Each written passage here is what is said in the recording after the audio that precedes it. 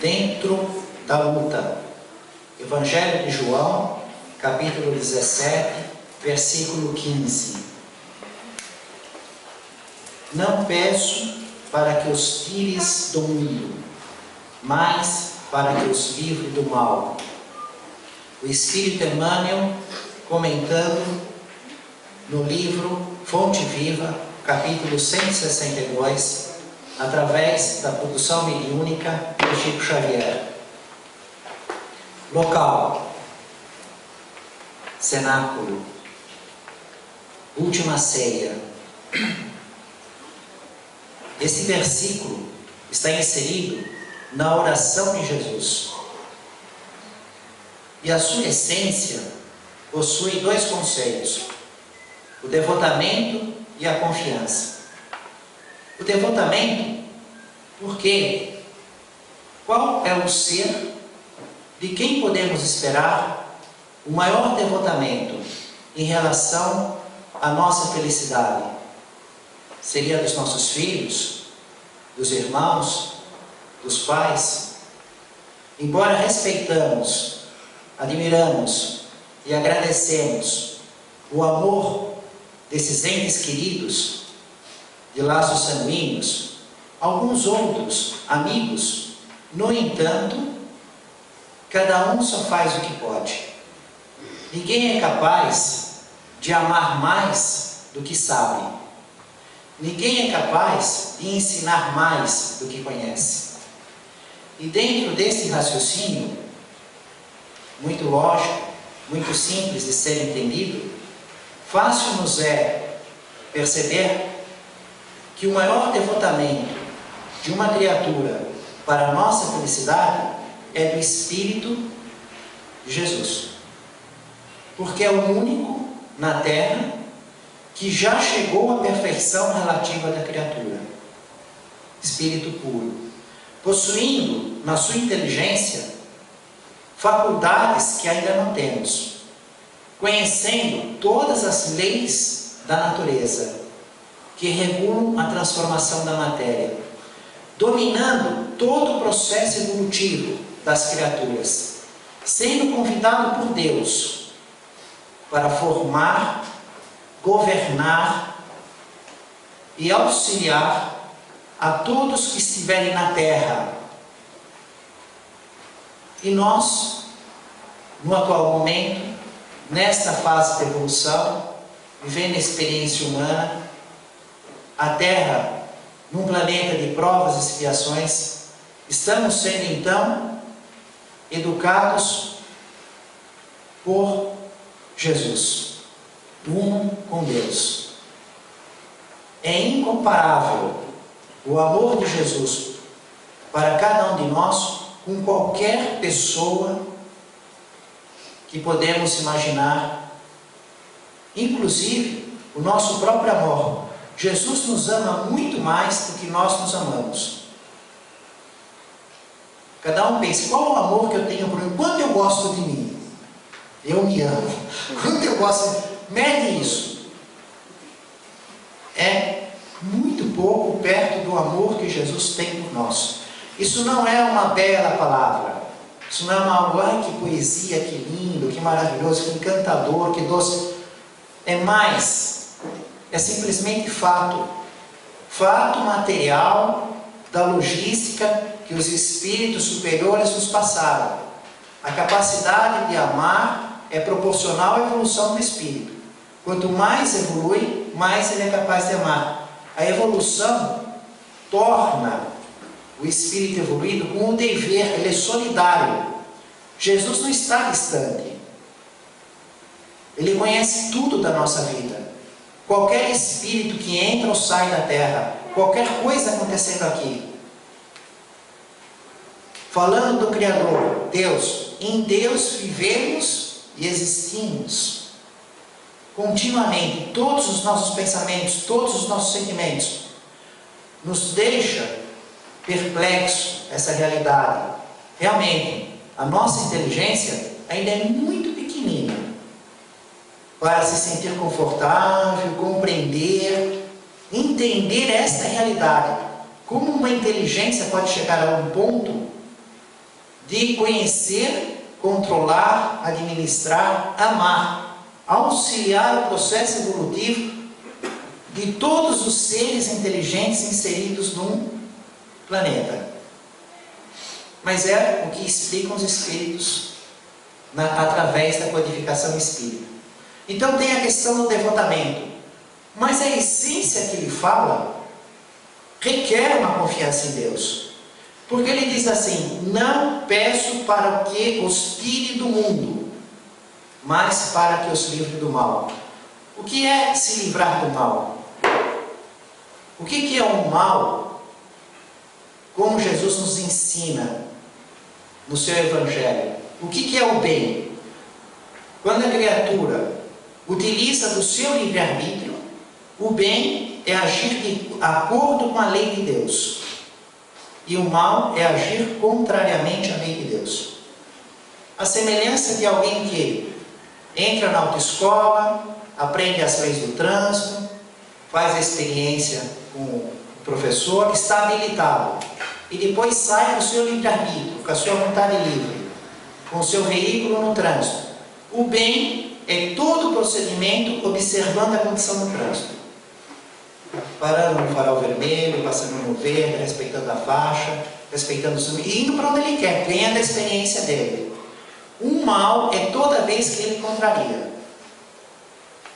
Então, o que Jesus pede, o que ele está orando a Deus, pelos seus discípulos, dentro do cenáculo, na última ceia, é para que eles observem a lei de Deus e com a vontade livre, obedeçam à lei de Deus. Façam o bem, se livrem do mal, mas que não saiam do mundo. E aí é que vem a questão da confiança. O próprio Jesus não nos diz que na terra sempre tereis aflições? O que estava acontecendo naquele momento? Imagina os seus discípulos, que já não estava Judas. Por quê? Porque Judas tinha saído da última ceia para atrair Jesus, para entregar Jesus, com o objetivo de prendê-lo, armando uma revolução para ter o domínio do poder, imaginando que os judeus fariam a parte que lhes cabia no tratado e que Jesus fosse libertado depois em momento conveniente, e que aquela revolução que tanto aspiravam para a liberdade do povo judeu, então fosse executada com o comando de Judas. E isso está baseado na produção mediúnica de Chico Xavier. A ideia de Judas, o plano de Judas, estava ausente do cenáculo.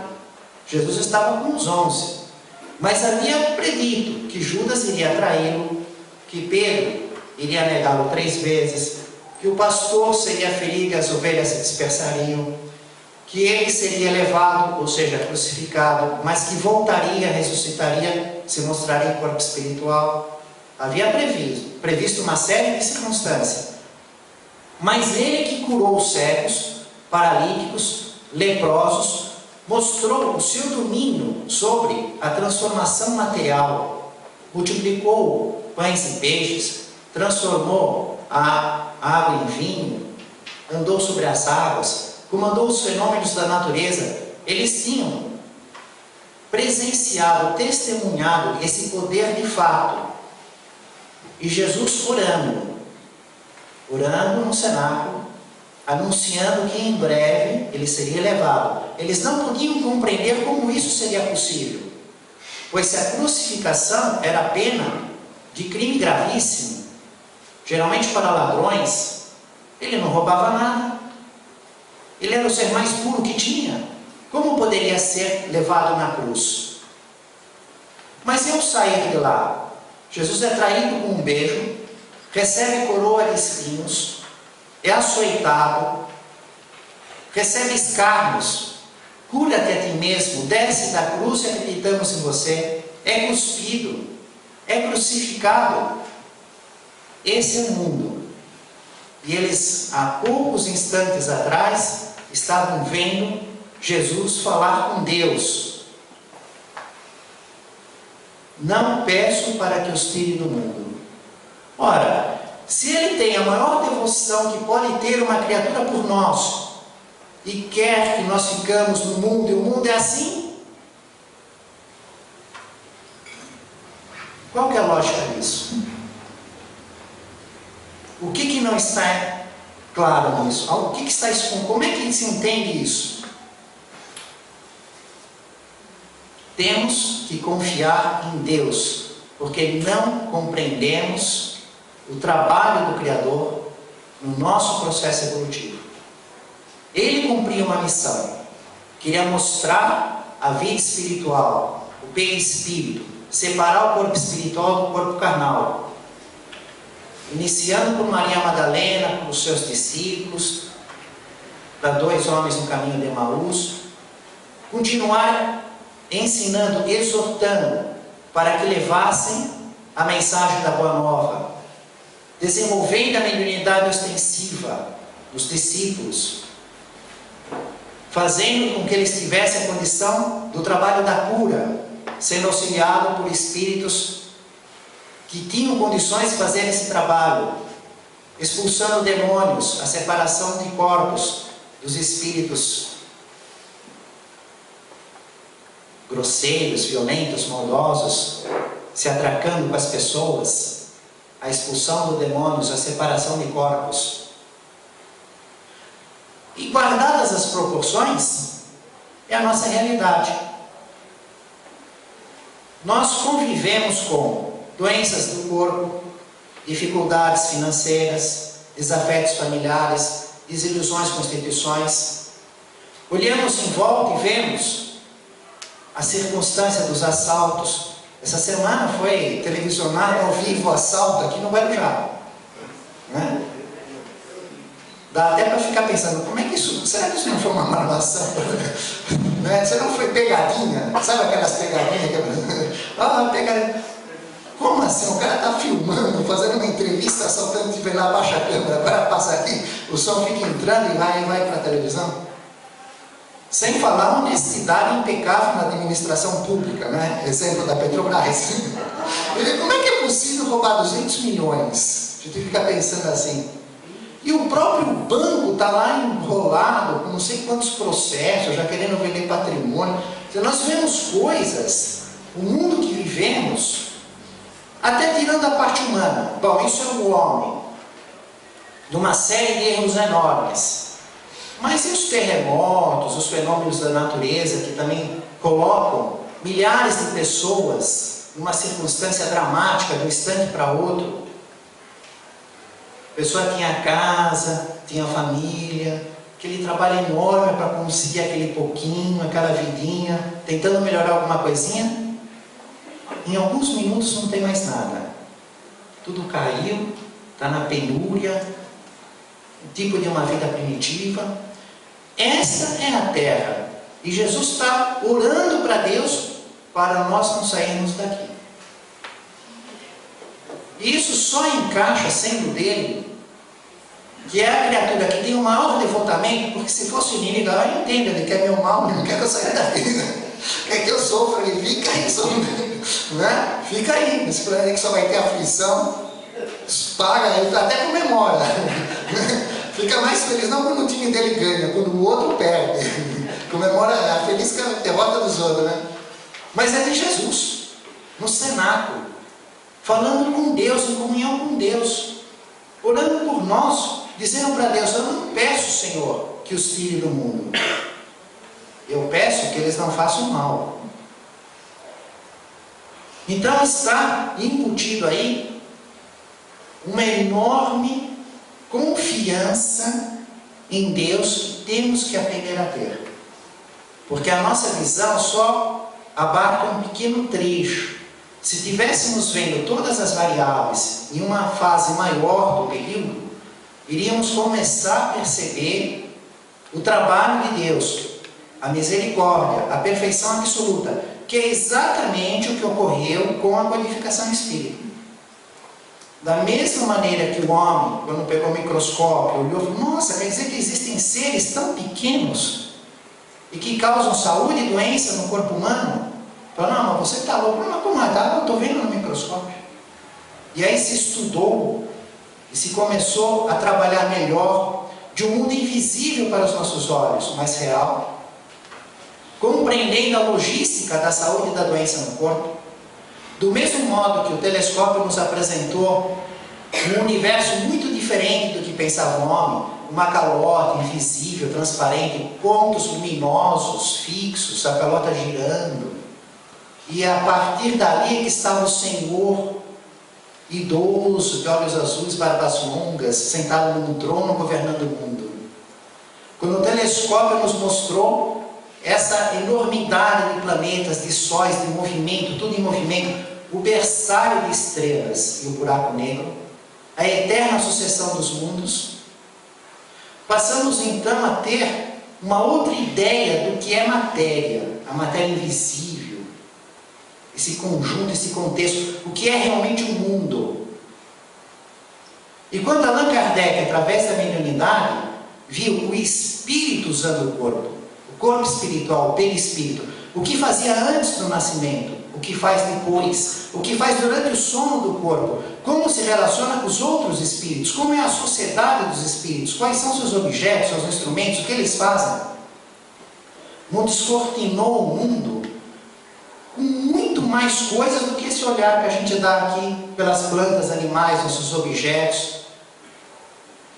Isso ficou pequenininho e esse invisível ficou enorme. Só que olhando esse invisível, começou a aparecer, começou a ficar mais claro como Deus está trabalhando. Não tem ninguém no lugar errado, ninguém na hora errada. Todo mundo está sendo, com justiça e misericórdia, continuamente educado por Deus.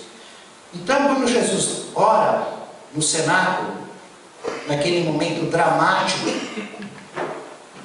vindo como exemplo do que vai acontecer com ele mesmo, e os seus discípulos depois, refletindo nisso. E o interessante é que só João anotou. Só o João anota essa longa oração que Jesus realiza no cenáculo. Mateus, Marcos e Lucas não anotam. E João, ele se coloca nesse ponto de vista. Os outros 3 evangelhos, Jesus é visto como o pastor das ovelhas. João observa o trabalho de Jesus como o Espírito que é convidado por Deus, mensageiro de Deus, cuidando da evolução espiritual da terra. Ele é um outro ponto de vista. 3 evangelhos são muito parecidos. Jesus é o pastor conduzindo as ovelhas de nível de terra, ele está olhando na horizontal. O evangelho de João, a perspectiva é outra. Jesus cuidando do progresso espiritual. Mostra Jesus íntimo com Deus, falando a oração, a comunhão, a conversa de um espírito puro direto. Só o espírito puro tem condições de entrar em contato direto, ostensivo com o Criador. É o que explicam no livro dos Espíritos. À medida que vamos evoluindo, nós vamos percebendo a presença e o trabalho do Senhor.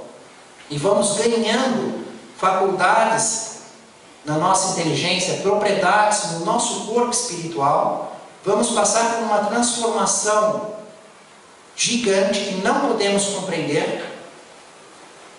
E como espírito superior vamos nos aproximar muito, mas só como espírito puro, chegando à perfeição relativa da criatura, é que estaremos em contato direto, digamos assim, face a face. É uma forma de entender, porque Deus não tem face, muito menos o espírito. Só o corpo humano temos uma face, que é coisa transitória. Mas Emmanuel nos traz os seguintes raciocínios. Não peças o afastamento de tua dor, rogas forças para suportá-la, com serenidade e heroísmo, a fim de que não percas as vantagens do contato. Não solicites o desaparecimento das pedras do teu caminho, insiste na recepção de pensamentos que te ajudem a aproveitá-las. Não exijas a expulsão do adversário. Pede recursos para a elevação de ti mesmo, a fim de que lhe transformes os sentimentos. Não supliques a extinção das dificuldades. Procura meios de superá-las, assimilando-lhes as lições. Ou seja, é a mesma coisa que o aluno que está na escola. Não é para ele rezar para subir o professor e a matéria. É para ele rezar para ele aprender a matéria e passar de ano. Não adianta ir para a escola e dizer, eu gostaria que deixasse de existir, que nunca tivesse existido matemática, português, geografia, história, que coisa chata, professor, que isso tudo sumisse, que o mundo não tivesse isso. Não. É para ele aprender aquele conteúdo. Então esse relacionamento que nós estamos, nesse mundo de tribulações, que realizaram o que fizeram com o Cristo e era o Espírito puro, imagina nós, na nossa vida, no nosso cotidiano, reclamar das nossas provas. A questão não é fugir da lição, a lição está correta, mas por quê? Então Emmanuel dá vários exemplos, e aí vem depois por quê. Nada existe sem razão de ser. A sabedoria do Senhor não deixa margem à inutilidade. Tudo que acontece, acontece porque Deus permite. Se Deus permite, é porque tem algo de útil. Útil para quê? Útil para a nossa evolução como espírito, não para as nossas aspirações como criatura. Porque as nossas aspirações como criatura é saúde, dinheiro, poder, relações afetivas, tudo de bom e do melhor. Porém, a evolução do espírito, o desenvolvimento das virtudes, a correção das imperfeições morais, a conquista da sabedoria, isso que é a evolução do espírito. E é o espírito evoluído que vai ter a verdadeira felicidade. Porque essas aspirações da criatura, elas nos dão prazer e satisfação, mas é tudo transitório, tudo passageiro, tudo tem prazo de validade. Todo vinho que vira água, bodas de Canaã, começa com vinho e virar o carro novo, daqui a pouco está cheio de barulho, motor, não sei o que. O governo novo eleito, daqui a pouco está cheio de fazendo tudo diferente. Não é assim? Tudo, a lua de mel, e daqui a pouco está... Nós sabemos de todas as coisas na vida que são assim. As coisas humanas se modificam, se transformam, perdem a alegria do vinho e viram água. A única felicidade que é inalterável e que só vai aumentar, ela é a felicidade do espírito, não é com a matéria que temos nesse mundo. Depois Emmanuel nos traz uma série de comparações com a árvore, com o corpo das naturezas, para concluir com um pensamento maravilhoso. A terra tem a sua missão e a sua grandeza. Libertemo-nos do mal que opera em nós próprios e receber-lhe-emos o amparo sublime. Olha que interessante, a terra tem a sua missão. No livro dos Espíritos, existe aquela parte que fala da missão dos espíritos superiores, da missão de Jesus, o Espírito puro. E traz até para a nossa realidade, fala da missão de pais. Pai e mãe é uma missão. Tudo em relação ao nível de evolução que se encontra o espírito. A sua condição. É como um estudante tem uma missão. Passar de ano. Aprender, fazer a lição de casa, estudar, nas matérias que tiver dificuldade, fazer o reforço e passar de ano. Para estar formado, é uma missão. Dentro desse contexto. E qual é a missão do planeta Terra? Ela serve no momento como escola e hospital das nossas almas. Nós estamos no momento no que ele chama a esfera do recomeço, encarnados, mas existem inúmeras cidades, muito mais cidades, de realidade material, na esfera do planeta Terra, do que essas cidades que nós estamos vendo aqui com os nossos olhos carnais. Então existe uma população de espíritos enorme, imensa. Eles mudam de dimensões. vem até a esfera carnal, como Jesus veio, numa oportunidade. Então nós viemos, vamos voltar, vamos estar em várias delas, mas sempre com a missão do planeta, servir de escola para espíritos.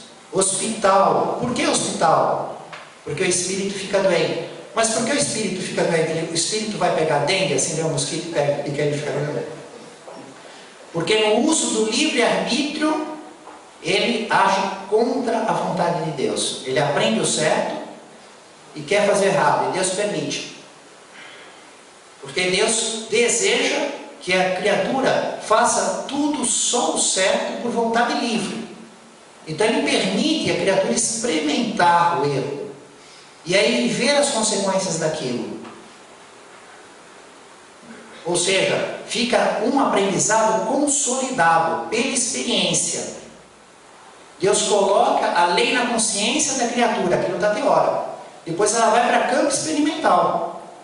Ninguém pode alegar a ignorância da lei, porque a lei estava primeiro na consciência. Ninguém vai receber o carro e a carteira sem ter feito a escola, a autoescola, tem que aprender. Mas depois é obrigado. Agora você usa a sua vontade livre, ganha experiência, conhece a vida dirigindo, e aí você vai respeitando, mas está chato respeitar, começa né? Então, é dentro desse contexto, fica doente. O espírito fica egoísta, orgulhoso, invejoso, com mágoa, quer corrigir os desígnios divinos, não respeita a evolução dos outros, quer interferir no processo, não conhece nada. Tem um filho, não sabe nada do espírito que está animando aquele corpo, pensa que é dele. É um espírito irmão. Aí quer determinar o que ele vai fazer, o que ele não vai, como ele vai.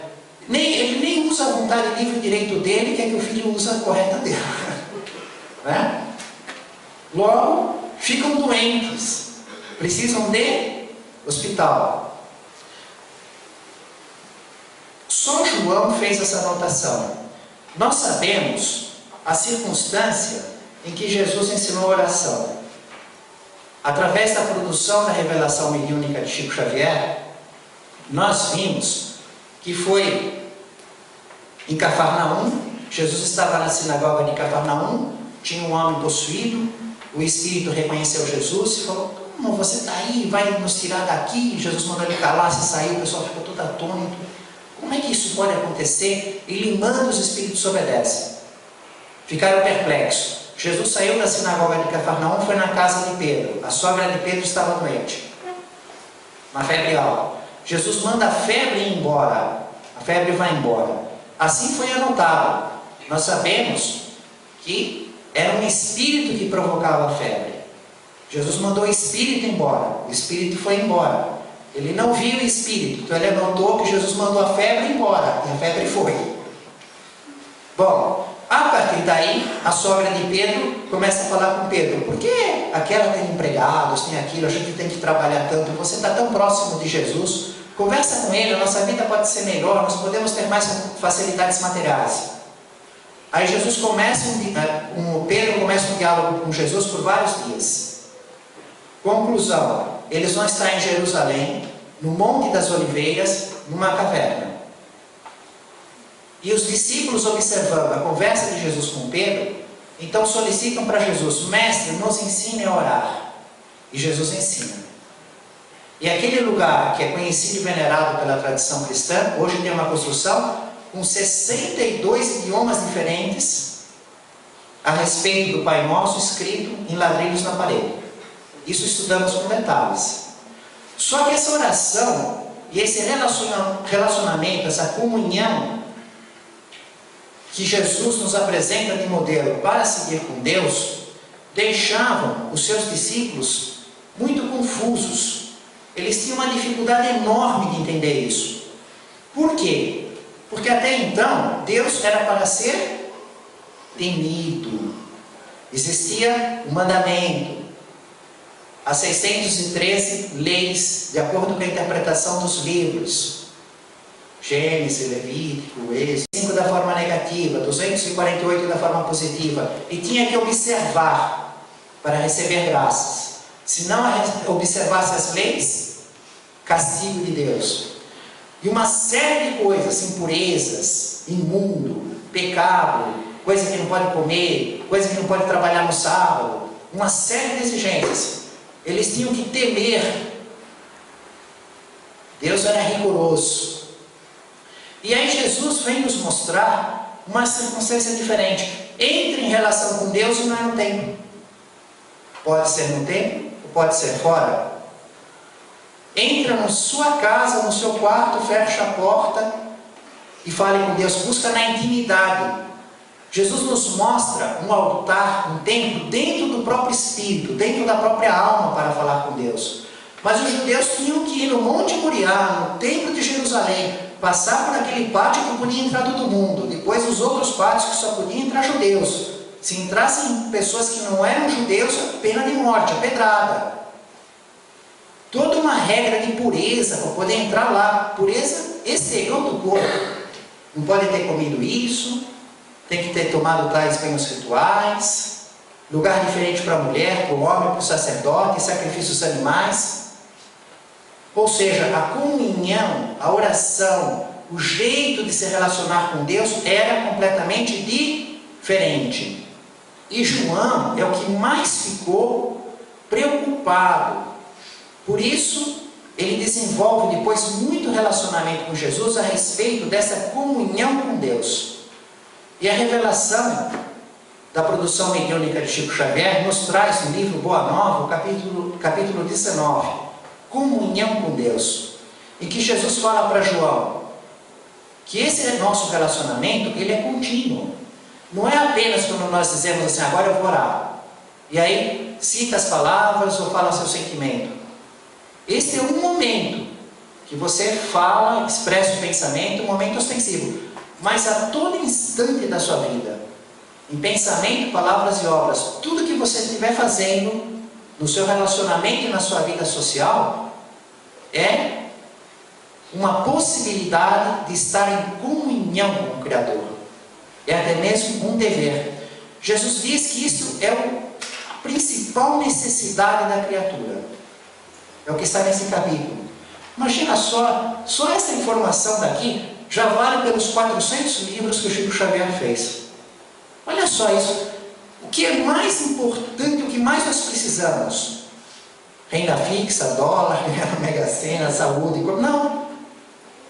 Viver buscando a comunhão com Deus. A criatura que não buscar a comunhão com Deus vai encontrar muito sofrimento. Vai estar percorrendo um caminho de um desvio, de uma agonia enorme. É a maior necessidade da criatura é buscar a comunhão com Deus. É estar vivendo, pensando na vontade de Deus. Só que João teve uma experiência. Eles estavam lá pelo lado do Mar Morto. Jerusalém vai descendo, Jerusalém aproximadamente 800 metros acima do nível do mar, desce para Jericó, aproximadamente uns 200 abaixo do nível do mar, vai descendo, Mar Morto, aproximadamente 400 metros abaixo do nível do mar. Então, um desnível enorme em pouco espaço de tempo, uma falha geológica do planeta. Deserto de pedras, Jerusalém frio, Mar Morto super quente. Eu acertei no centro, no alvo, né? Porque Jerusalém naquela noite, eu fui sair à noite assim, nossa, que frio, voltei, imagina que eu fui por calça, pegar casaco fora, eu, né? Os amigos que estão vendo o filme não estão entendendo, mas vocês estão, né? E saí na rua assim, minha mãe falou, o que está acontecendo lá? Vai lembrar, não, mãe, baixou a temperatura, está frio aqui em Jerusalém. Saí assim. No dia seguinte, falei, não, lá no Mar Morto, capaz que é muito quente, né? Não vou arriscar. Vou levar uma malinha de roupa de frio, mas eu vou tudo com roupa de praia, de calor. Chegou lá, um sol, um calor, a temperatura estava muito quente. Volta para Jerusalém de noite, no hotel, outra vez muito frio. Então, em virtude da altitude, saiu 800 acima do nível do mar e a 400 abaixo do nível do mar, e naquela formação, né? Então, uma mudança de calor, o Mar Morto 100%, assim, não tem vida nenhuma, aquele sal enorme, você não afunda. Dá para ler o livro sentado lá. Eu não fiz isso, mas eu vi gente fazendo, mesmo porque é muito difícil andar naquele lugar. Fica tudo uma coisa preta pegada, né? Aquela coisa do fundo assim, uma indústria química de cosméticos, as mulheres adoram aquilo lá, né? As mulheres do grupo ficavam com aqueles, delirando com aqueles cosméticos, no próprio local que faz, com preço, estavam lá. Mas para ficar na água mesmo e sair, vai tirar, né? Aquilo que gruda no corpo, naquele chuveiro. Bom, mas o que interessa? A conversa de João com Jesus nessas proximidades e que nos traz a produção mediúnica de Chico Xavier. Porque João foi conhecer um povoado dos essênios. Os essênios, que eram judeus, que tinham a mesma lei, que teriam que ir também no templo, oferecer sacrifícios animais, pagar os impostos, ir nas grandes festas. Só que eles viviam de modo diferente, eles ficaram apartados. Eles fizeram uma comunidade deles, embora tenham a mesma lei, eles tinham uma interpretação, um modo de viver diferente. Eles ficavam indignados com aquela manifestação popular dos levitas, dos sacerdotes do templo, a hipocrisia, as longas franjas, os filactérios, aquelas caixinhas que eles anotavam no pergaminho, um pedaço da lei, punham na testa, né? Todos aqueles sinais exteriores, uma série de hierarquia, gente rica, gente pobre. Então eles fizeram uma interpretação e viviam numa comunidade que ninguém tinha nada, era tudo de todos. Todo mundo tinha que trabalhar, ninguém tinha propriedade nenhuma, viviam assim com muitas virtudes, hábitos tranquilos, austeros, mas extremamente fechados. Não mostravam nada para ninguém, analisavam muito bem se alguém podia entrar lá. E João teve um contato com essas pessoas. E segundo Flávio Joséfos, eles anotavam, eles tinham anotações da Torá, das leis.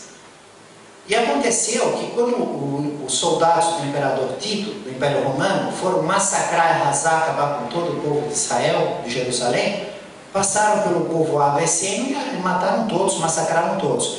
Quando eles perceberam que iam ser massacrados, assassinados, eles colocaram em vasos e esconderam nas cavernas. As cavernas estão lá até hoje. Eu mesmo andei andando por lá com o risco de me perder por lá, né? Para lá, para cá. Os beduínos estão lá até hoje. É o maior contraste. Você passa lá nos lugares com umas anteninhas, lá. O guia fala, oh, esses judeus controlam o dinheiro do mundo. Aí daqui a pouco você vê o beduíno assim, né? Quer dizer, um vivendo há 10 mil anos atrás e o outro controlando o dinheiro do mundo de hoje. Tudo no mesmo espacinho. Daqui a pouco se fecha. Bom, aí o que acontece?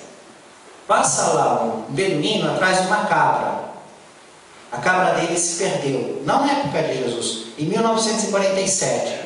Recentemente. Ele vai atrás da cabra e procura a cabra. Ele não acha a cabra ali, ele vê uma caverna. Ele joga um objeto, faz um barulho estranho. Ele fala, eu não vou entrar aí, amanhã eu volto com meu primo. No dia seguinte ele voltou com o primo dele.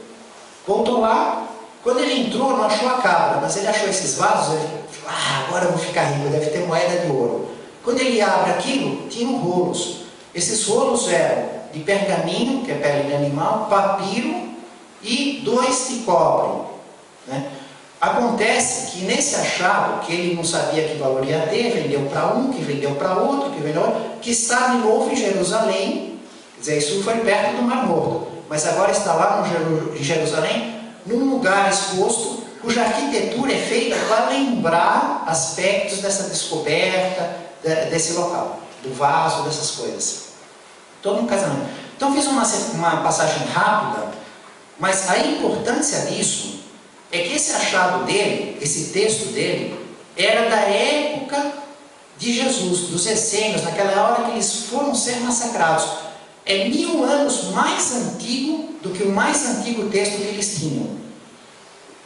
Então, o mais antigo texto que tinham da Torá tinha 1000 anos. Quando ele fez essa descoberta, em 1947, esse achado arqueológico, tinha 2000 anos, era da época do Cristo, né? 2000 anos, quer dizer, foi mesmo da hora do massacre, não foi de cópia, da tradução. Agora, o mais importante de tudo, por que eu estou falando tudo isso? Porque muitos cientistas, críticos, historiadores falavam, a gente nem sabe se Jesus existiu, se ele existiu, se Moisés existiu, porque pode ter sido composto para explicar, quem vai ter confiança nesses textos. tem um trecho de Isaías que está absolutamente igual à cópia mais antiga que tinha. Ou seja, 1000 anos e os dois textos estão absolutamente iguais. Prova que foi um fato da época. Tem um documento da época do massacre, né? Que Flávio Joséfos falou que eles anotavam, eles tinham anotado, esconderam, foi descoberto. E podem ter mais. Porque haja caverna, haja esconderijo, haja lugar para esconder. E hoje nós visitamos o local e tem o lugar que eles moravam, os objetos que eles usavam, fazemos um estudo. Mas João ficou muito assim interessado porque eles faziam as coisas ocultas, eles não admitiam manifestações populares. Em falar de Deus, em entrar em relação com Deus, em explicar as leis de modo geral, aberto. E é nesse contexto que ele fala com Jesus a respeito dos essênios. E Emmanuel vem nos trazer um comentário que está no livro A Caminho da Luz, o Cristo e os Essênios, no capítulo 12, porque muitas pessoas chegaram a pensar que os essênios eram muito evoluídos e que Jesus talvez tivesse aprendido com os essênios, né? E isso é uma aberração da logística, porque os essênios, eles eram mais evoluídos do que aqueles judeus que estavam lá, os fariseus, os saduceus, aqueles que estavam no templo naquela época, porque eles tinham esse algo da fraternidade, da solidariedade, do desapego das coisas materiais. Eles buscavam uma pureza maior do texto. Só. Eles nem eram mais evoluídos. Tiveram aqueles espíritos que vieram de Capela, que fizeram as pirâmides, que fizeram as múmias, muito mais evoluídos que eles. Não tinham capacidade de fazer nada disso. A própria interpretação deles, eles usavam os banhos rituais, estão lá as ruínas. A gente, até você me corrigiu uma vez que eu publiquei, ele que é bom nisso, né? A respeito do detalhe do homem toma um banho ritual. A codificação espírita de Allan Kardec é muito mais evoluída do que os essênios da época. Aliás, não tem nenhum espírito que vem na Terra e pode ensinar algo para Jesus, nem no universo, porque Jesus chegou no máximo da perfeição. E os espíritos puros estão numa família única. Não é igual ao Criador, é muito menos que o Criador. Entre os espíritos puros e o Criador há uma distância inimaginável. A criatura não cria nada, só transforma. Só o Criador cria. Só o Criador sabe tudo, todas as coisas. O próprio Cristo fala que só o Pai sabe o dia, a hora de certas coisas, o tempo de certas coisas. Mas, em relação às criaturas, não existe criatura de planeta nenhum, de mundo nenhum, de dimensão nenhuma que tivesse condições de ensinar Jesus. Mas eles estavam um pouco mais adiantados do que aqueles judeus do templo. Então Jesus fala com João de dois aspectos. De um aspecto do erro e de um aspecto do acerto daqueles essênios em relação à comunhão com Deus, às leis, aos conhecimentos. O aspecto do erro é de querer ocultar tudo, né? Isso era um exagero, eles iam muito longe com isso. Mas um aspecto do acerto, quer dizer, estar realmente meio certo e meio errado, é que também não pode falar tudo para todos. Cada visão tem uma condição de receber a luz, tem uma condição de percepção, de compreensão. Então ele mesmo, Jesus disse, eu vou ter que enviar no futuro o Consolador. Ele vai lembrar o que foi esquecido, ele vai corrigir as interpretações humanas, ele vai desenvolver o que não pode ser dito a esse tempo. E eu tenho que recorrer, dizendo Jesus para João, inúmeras vezes à parábola, porque a parábola ela faz uma comparação com as coisas conhecidas da época. A criatura passa a compreender coisas que ela não tem condições de entendimento da vida do mundo espiritual. E ela não ofusca, porque ela vai falar do carneiro, do grão de mostarda, de um senhor, da vinha, né? Ela tem aquele ar assim de um conto infantil, né? Então ela faz uma comparação. Aquele que tem visão compreende o sentido da vida espiritual, e ela então, se não entendeu, não entendeu. Enquanto que o conhecimento, na sua própria expressão, ele pode ficar forte demais. Como nós, quando passamos a pensar num espírito que chega à perfeição e que conhece o pensamento de todas as criaturas. Mas espera aí, são quase 7 bilhões de pessoas pensando ao mesmo tempo. Mas isso que está encarnado, os que estão desencarnados, como um ser pode pensar? Imagina um computador, como é que ele pode processar tantas informações diferentes ao mesmo tempo? E aí eles dizem, o Espírito puro faz isso, e cuida de todos que estão na Terra. O Fusca, a gente parece, opa, peraí, não dá para entender, isso daí é muito para a nossa cabeça. Né? Por isso Jesus fala por parábolas. Bom, falando em devotamento e confiança, nós vamos ver hoje o caso do livro Céu e Inferno, o pai e o conscrito. Esse homem tinha um filho único, e houve a guerra da Itália em 1859, e o filho dele foi convocado ao serviço militar. E ele não queria, a alegria da vida dele era o filho dele. E ele pensando, olha o mundo que nós estamos. Eu não me importo por mim, eu já posso morrer, mas para o meu filho não pode acontecer nada. Como ele vai para a guerra agora, a guerra com a Itália, e um comerciante lá em Paris, é o que ele fez?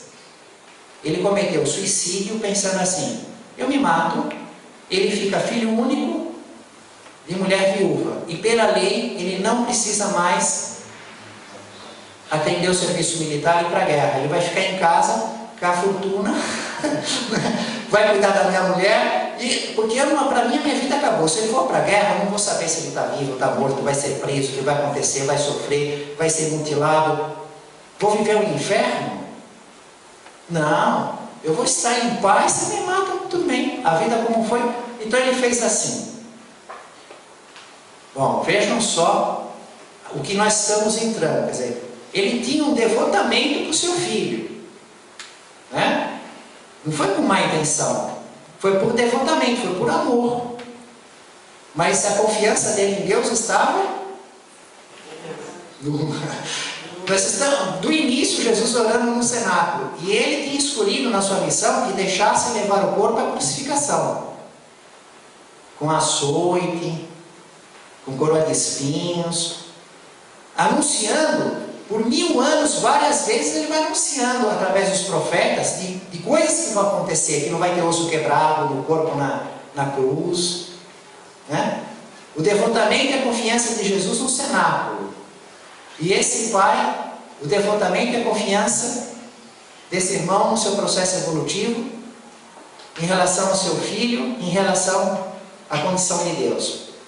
Bom, aí ele foi evocado, foi solicitado por espírito de São Luís, que dirige os trabalhos na Sociedade Parisiense de Estudos Espíritas, um tempo depois da morte desse homem, desse pai, houve condições necessárias, e ele escreveu assim, obrigado, eu sofro muito mais, pontinhos, é justo, entretanto ele me perdoará. Ele queria escrever Deus, mas não conseguia. Tremeu, raspou, não sei o que foi, não conseguiu. Então ficou essa lacuna. Aí, quem estava conversando com ele, através do médium da psicografia, fez questão. Preencha a lacuna que você deixou. Escreve a palavra aí. Estava na cara que era Deus. Obrigado, eu sofro muito, mas é justo, entretanto ele me perdoará. Deus é justo. É isso que ele tem que escrever. Então, o doutrinador fala, não, você coloca a palavra Deus. Ele diz, não, eu sou indigno para isso. E aí, o doutrinador fala, mas espera aí, existem tantos espíritos que vêm aqui e escrevem o nome de Deus, de qualquer jeito, são mentirosos, são levianos, até usam o nome de Deus para se fazerem acreditados. Ficam falando palavras bonitas, bela moral, põem o nome de Deus, para ganhar confiança. E procuram dominar, enganar as pessoas. Como é que você não escreve o nome de Deus? É porque ele estava realmente, sinceramente arrependido. Os outros não, os outros são enganadores, são levianos. Então eles pegam e usam o nome de Deus. O fato do Espírito não escrever o nome de Deus, não conseguir escrever, não é garantia nenhuma. Não é garantia. Ele pode ser um mau espírito e escrever. Agora, se ele estiver sinceramente arrependido, com a consciência pesada, com remorso, então realmente ele vai ter dificuldade, como esse irmão encontrou essa dificuldade. E é interessante também ver essa questão do nome de Deus. Na época dos judeus, na transliteração do nome de Deus, dá as letras YHWH. E os judeus não podiam levantar, o sumo sacerdote não podia levantar as mãos no louvor acima da cabeça, porque na cabeça ele usava uma cobertura, por questão de respeito, eles punham limite ao homem, cobre a cabeça, então todos eles ficavam com a cabeça coberta. Ele não podia levantar as mãos acima das 4 letras do tetragrama, transliterando 4 letras, da palavra Deus.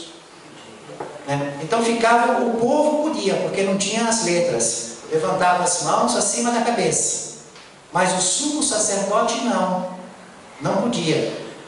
Conforme a criatura está no seu sentimento, na sua compreensão espiritual, ela vai ter então um limite, um sagrado.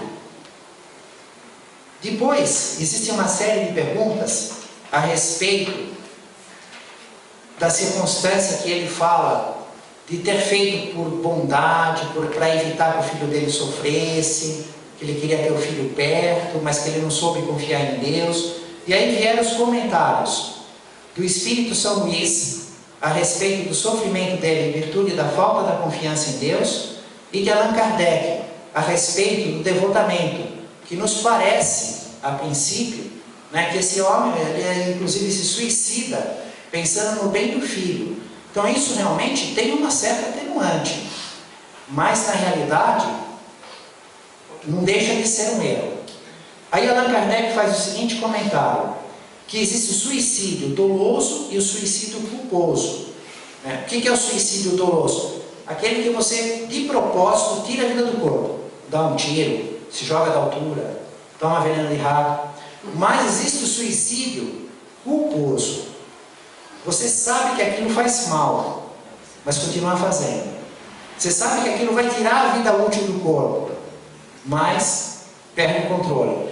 Como, por exemplo, beber em excesso, fumar, certas alimentações, o estresse emocional, a angústia, a depressão. Nós sabemos, pelo ensino dos espíritos e pela informação da academia, que nós desgastamos a vitalidade dos nervos, dos órgãos, das glândulas, e que teremos uma vida útil menor.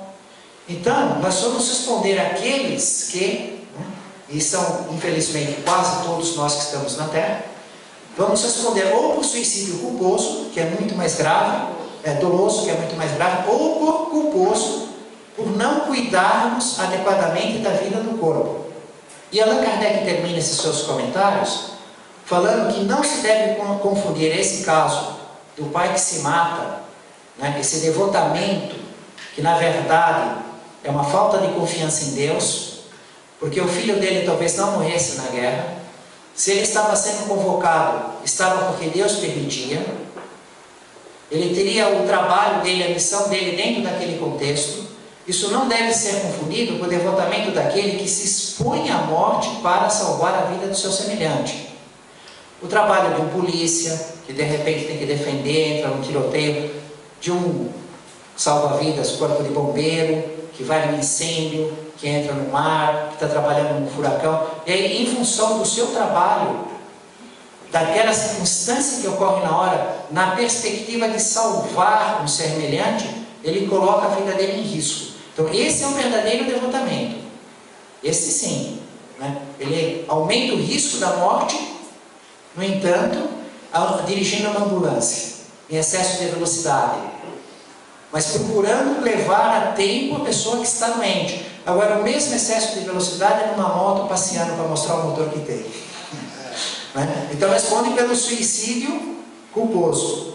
E voltando às nossas reflexões, Jesus teve uma longa conversa com João a respeito dos receios, desse trabalho do ensino gradual, da manifestação adequada, de nem ficar só tudo oculto, nem revelar indistintamente tudo a todos. Mas João ficou um pouco confuso. Jesus fala que a natureza ensina que nós temos que procurar entrar em comunhão com Deus em qualquer condição. E João fala então para Jesus: então, numa oportunidade, o Senhor me ensinaria como é que isso é possível? Para mim não está muito claro. Jesus falou: tá bom. Aí passaram-se uns dias e eles foram outra vez de Jerusalém para Jericó, passaram por aquele deserto e encontraram um homem fazendo um trabalho cansativo, um esforço enorme, um poço naquelas pedras. E ele estava vários dias abrindo aquele buraco, suando, exausto. Aí Jesus para com João e fala: olha, vamos ver esse quadro aqui, que coisa interessante. Aí começa a conversar com aquele homem: puxa, mas a chuva é tão escassa aqui, né? Aqui é muito difícil, aqui é muito seco, e se eu não cavar, eu não vou conseguir, eu preciso da água, a água é a base da vida, mas eu tenho certeza que lá embaixo eu vou encontrar água. E estava lá fazendo o trabalho dele. Aí Jesus fala com João: veja, a água é o básico da vida. A nossa comunhão com Deus é o básico da vida do Espírito. Existe aquela água que vem da chuva. Você não precisa fazer esforço nenhum. Chove naturalmente, enche de água nossos reservatórios, a gente desfruta, fica nela.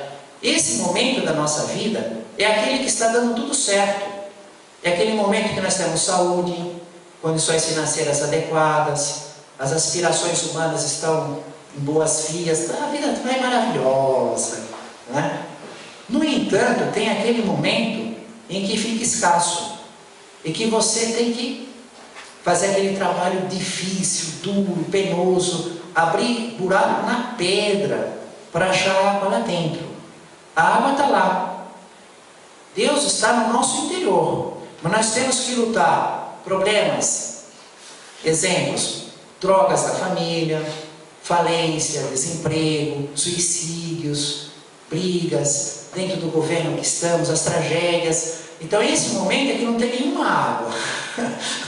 E nós temos que buscar Deus cavando na pedra. Porque vai ter dentro da família alguém que é dependente de droga, alguém que é assassino, alguém que quer nos matar, né? É buscar Deus, buscar a água, mas cavando na pedra, suando muito. É um grande desafio para o Espírito, requer muito esforço, muito objetivo para conseguir encontrar aquela água no subsolo. Mas Deus está em nós, sempre, o tempo inteiro, vindo por misericórdia, não por merecimento, assim como as chuvas vêm do céu, ou nos esperando o nosso esforço através das nossas provas, das rudes pedras da vida. Família espiritual de Jesus, no caminho do reino dos céus, em nome do Mestre Jesus, louvado seja Deus.